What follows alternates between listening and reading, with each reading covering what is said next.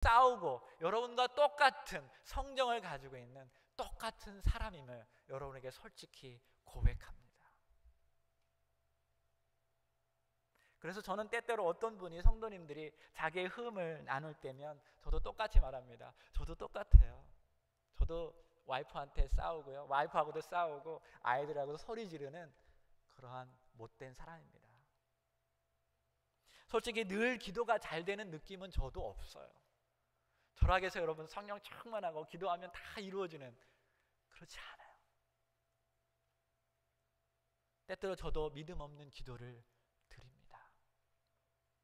그런데 그렇게 제가 제 스스로 고백하면 제가 편하더라고요.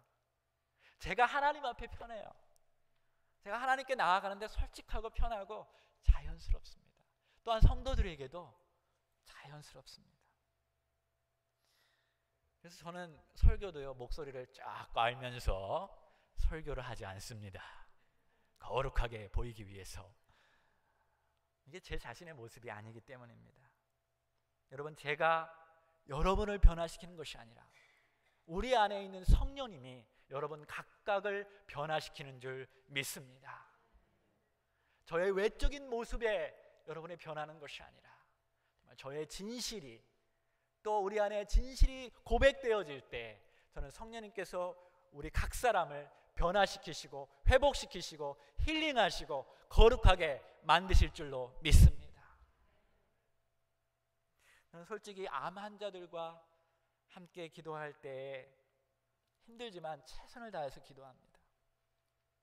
물론 고쳐주실 것을 믿고 기도합니다. 그러나 제 인생 가운데 여러분에게도 수도 없이 고백했듯이 제 형이 아팠을 때 제가 막 기도했지만 결국 하나님께서 데려가주셨어요. 내가 아무리 기도해도 기도가 응답되지 않는 기도를 저는 알고 있습니다. 그러나 저는 포기하지 않습니다. 왜냐하면 기도밖에 없기 때문입니다. 기도밖에 없을 때가 있습니다.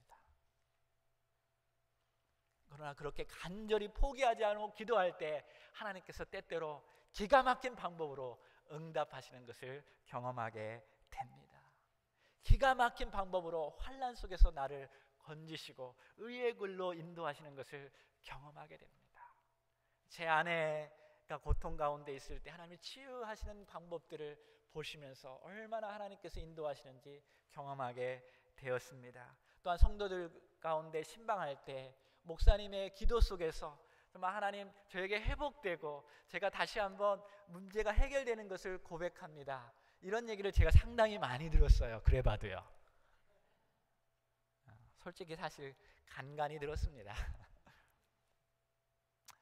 이번에 강육지 성도가 닥터가 더 이상 손 쓸 수 없다고 말했을 때 저도 포기하고 그녀도 포기했을 때, 그러나 포기하지 맙시다.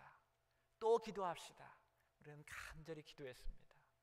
또한 성도들과 함께 수요 예배와 토요일 기도회와 또 주일 예배까지도 우리는 간절히 기도했습니다. 그 결과 그녀는 그 부분에서 많이 지금 쾌유되고 회복된 것을 우리 모두는 알고 있습니다. 문제는 우리가 끝까지 믿음으로 기도하지 않는 것에 있습니다. F.B. 마이어는 이렇게 말했습니다. 가장 큰 비극은 응답되지 않은 기도가 아니라 응답되기 위한 기도를 드리지 않는 것입니다. 응답되지 않은 기도가 아니라 응답되기 위한 기도를 드리지 않은 것입니다. 정말 여러분 기도하십니까? 하나님께서 여러분의 상황을 고쳐주기를 여러분이 포기하고 있지는 않습니까? 정말 하나님께서 고쳐질 것을 믿고 다시 한번 기도하시기 바랍니다. 허드슨 테일러라는 선교가사가 있습니다. 중국 선교의 문을 활짝 연 선교사가 있습니다. 그는 처음으로 중국을 선교하러 조그만 배를 타고 가게 되었습니다.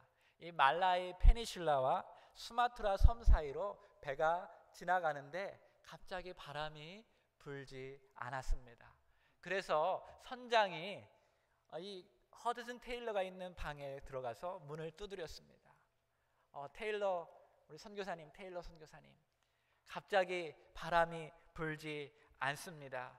섬이 지금 저기 그 슈마트라 섬으로 배가 자꾸 흘러가는데 큰일 났습니다. 그 섬에는 식인종이 사는, 그 카니발이 사는 섬인데 우리 선원들이 너무나 두려워하고 있습니다.